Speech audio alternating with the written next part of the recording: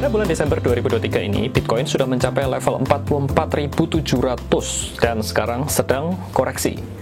Banyak teman-teman yang menanyakan kepada saya kapan waktu yang tepat untuk beli kembali Bitcoin. Atau bagi kalian yang hodler, itu kapan waktu yang tepat untuk menambah muatan. Nah, di kesempatan video kali ini saya akan bagikan satu teknik yang sederhana banget ya untuk menentukan kapan timing dan titik entry-nya itu di mana. Yuk, let's go!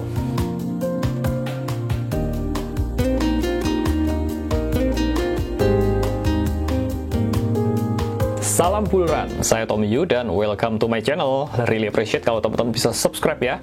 Dan gabung ke grup komunitas Telegram kami. Kalian juga bisa join ke private group Signal Crypto dan juga bisa klaim free membership indikator premium Chatbait Pro Crypto. Silahkan hubungi ke nomor WA seperti di layar atau di pojok kanan atas. Video ini bertujuan untuk edukasi semata ya, dan bukan ajakan untuk membeli atau berinvestasi. Yuk kita langsung lihat ke materinya.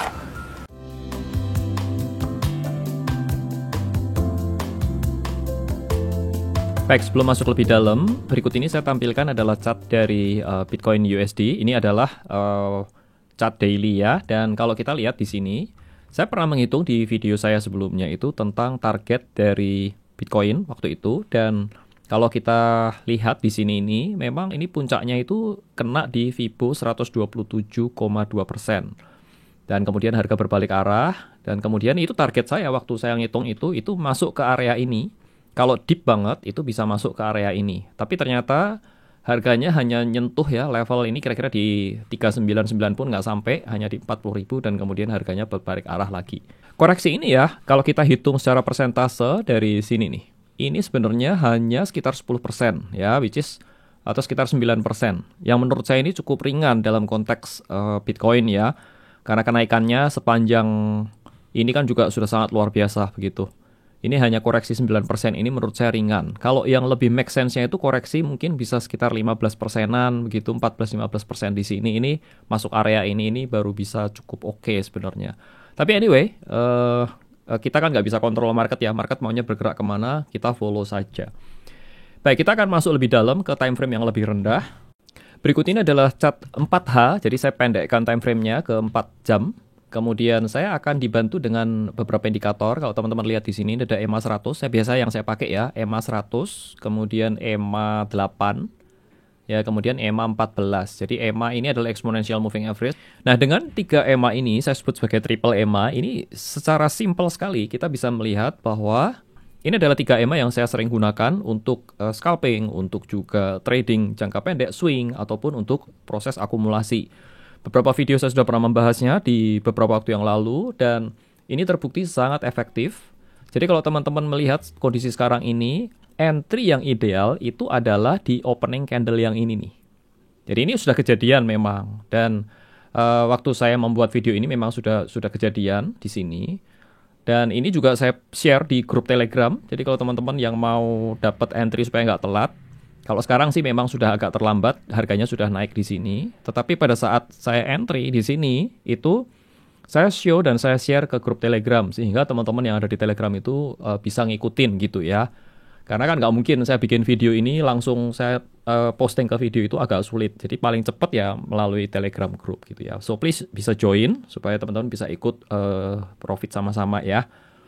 Dan rule-nya adalah sebagai berikut. Yang warna biru adalah EMA 8, yang warna merah adalah EMA 14, kemudian yang warna hijau ini adalah EMA 100. Jadi rule-nya simple, di chart 4H, kalau candle-nya itu atau moving average-nya ini turun ya ke bawah ya waktu koreksi, selama pricing-nya itu di atas EMA 100, dan candle berikutnya ini menembus seperti ini kita bisa entry di candle berikutnya di sini. Ini memang agak spekulatif karena seharusnya ya idealnya itu nunggu candle-nya itu atau moving average-nya itu crossing. Ini tunggu crossing dulu.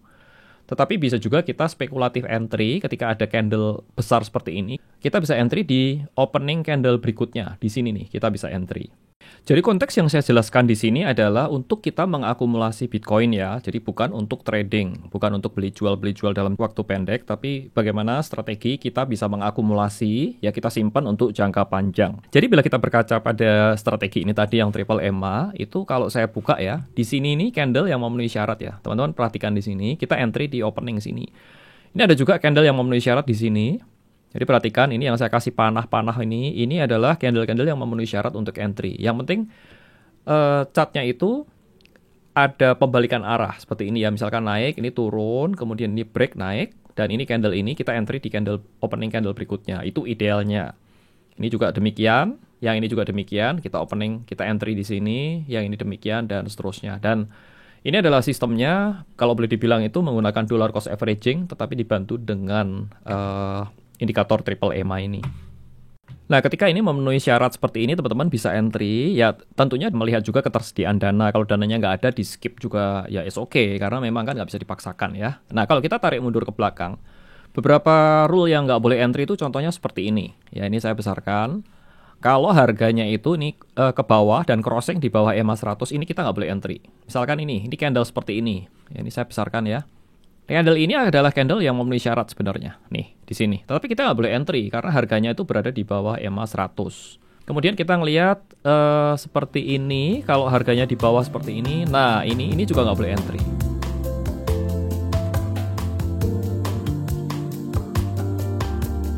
Nah teman-teman, bila kita mengakumulasi terus ya seperti ini, pertanyaannya sekarang gini, kapan kita exit dari market? Dalam konteks kita jangka panjang ya, hold Bitcoin sampai lama begitu ya, bertahun-tahun. Exit ketika patah trennya. Ya ini pendapat pribadi saya ya, saya akan exit ketika patah tren. Nah, patah trennya itu seperti apa? Saya akan menggunakan indikator, yaitu saya akan ganti chartnya menjadi weekly. Jadi simple seperti ini. Kita menggunakan triple EMA juga ya. Teman-teman lihat ini saya pakai EMA 8, EMA 14 dan EMA 100 yang sama. Ya kalau teman-teman lihat ini adalah masa-masa bull pada saat tahun 2021.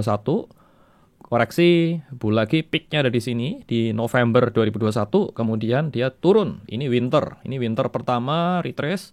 Kemudian winter lagi, ini terus winter dan winter berakhir di kira-kira Januari ini mulai uptrend. Teman-teman lihat di sini ketika winter itu confirm terjadi ya dan kita nggak boleh beli, patah trend lah istilahnya. Itu adalah ketika harga ini tuh bergerak menembus EMA 100 weekly. Ya kalau ini sampai tembus weekly seperti ini ya, ini weekly EMA 100-nya ditembus sama harga dan kemudian ini moving average-nya bergerak juga ikutan turun ke bawah seperti ini di candle ini confirm exit seluruhnya dari market. Ya, ini nggak boleh kita simpen barang. Ini jual semuanya. Ya, karena ini akan dalam sekali sampai ke bawah, ini nggak boleh beli dan saya kembali beli itu di sini, di area ini. Kemudian, tapi ini lihat ya, slope atau sudut kemiringan dari moving average ini sudah bottoming di sini dan ini mulai melandai. Kemudian ini di akhir-akhir ini saya zoom lebih dekat.